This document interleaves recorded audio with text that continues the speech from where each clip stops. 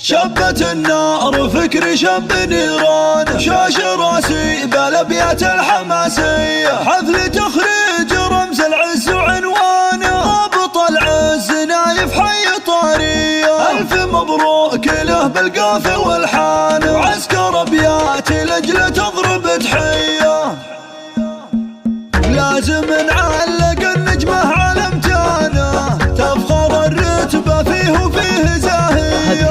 يلفظ بها مقام العز وشيخانه، افخر بشبلكم فهد وطارية، فالحرس الوطني حاز الاخانه، حازها بعزمه وفعول البطولية، الشجاعة اللي حاز المجد برهانه، لا وقف يحتمل وقفاته والهية، هذا ذخر الوطن ودينه وإيمانه، درع وسلاح لبلاده السعودية، نسل شيخ كريم وعالي شانه، هذا ناصر ناره بالكرم حيه،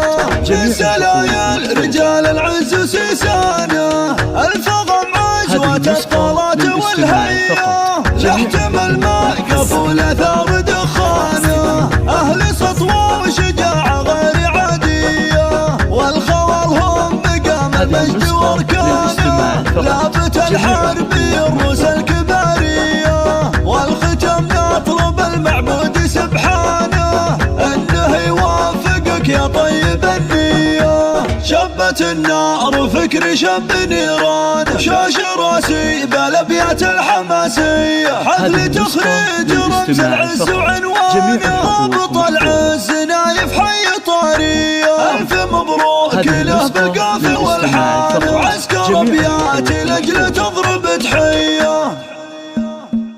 لازم نعلق النجمة على امتانه، تفخر الرتبة فيه وفيه زاهية، يلفظ يا مقام العز وشيخانه، افخر بشبلكم فهد وطارية، فالحرس الوطني حاز الاخانه، حازها بعزمه وفعول البطولية،